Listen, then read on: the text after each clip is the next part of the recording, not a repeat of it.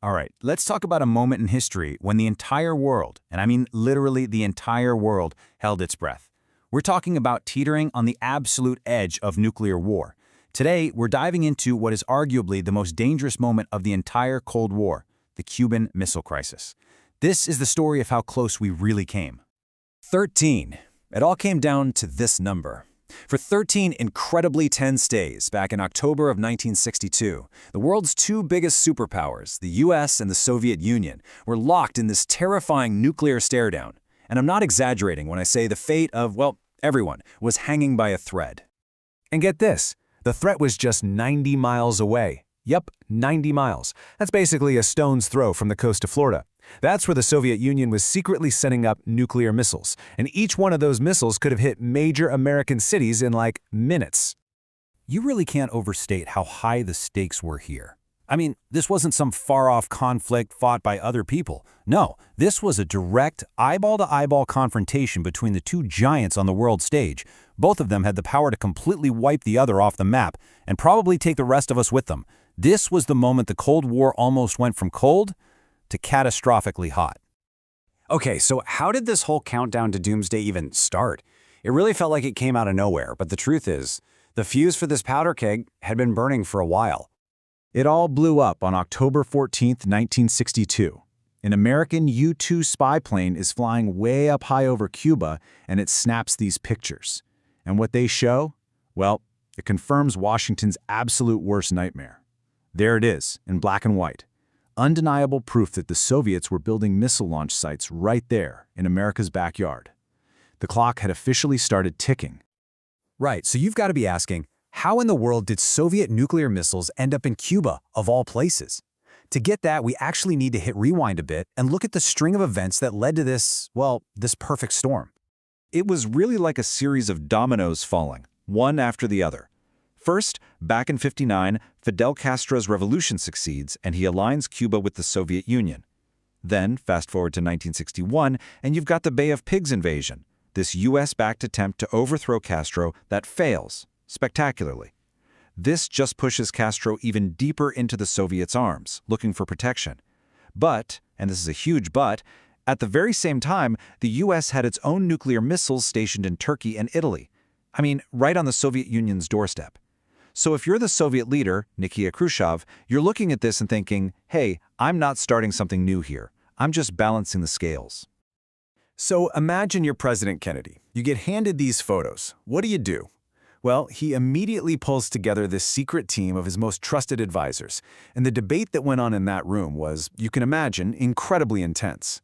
It all basically boiled down to two very, very different paths forward, and both of them were unbelievably risky.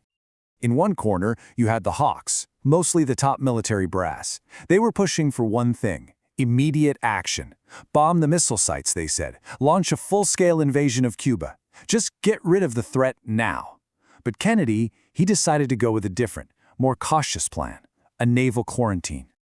So why didn't he just listen to his generals? Well, Kennedy was looking at a few absolutely terrifying what-ifs. For one, the military couldn't promise him they could get every single missile in an airstrike. And think about that. If just one missile survived and got launched, poof, there goes an American city. On top of that, he was worried that if the US attacked Cuba, the Soviets would immediately retaliate by attacking West Berlin, and that could easily spark an all-out war in Europe. The risks were just staggering. And, the word choice here is actually a huge deal. Kennedy's team very deliberately called it a quarantine, not a blockade. Why?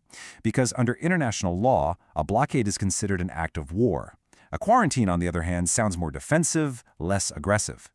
It was this really clever diplomatic move to show they were serious, to draw a line in the sand, without technically being the one to start the fight.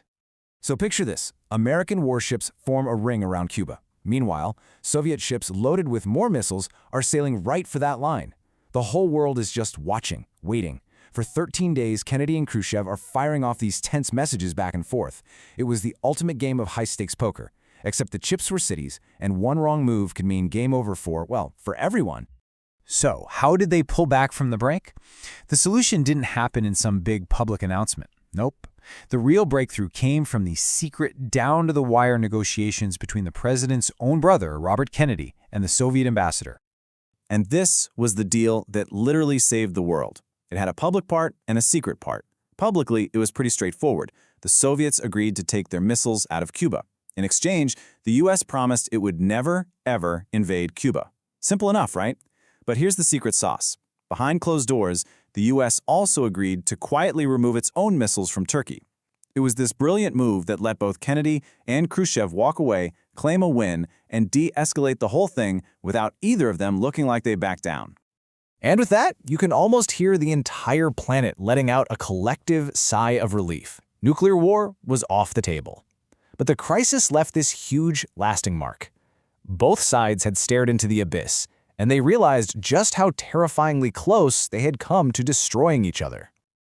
So what was the biggest lesson learned? It was actually pretty simple. They needed to be able to talk to each other, like, right away. The old way of sending slow, formal messages just wasn't going to cut it anymore. To make sure a misunderstanding didn't accidentally start World War III, they set up the famous Moscow-Washington hotline, that red phone you always hear about. It gave the two leaders a direct, secure line to each other for the next time things got heated.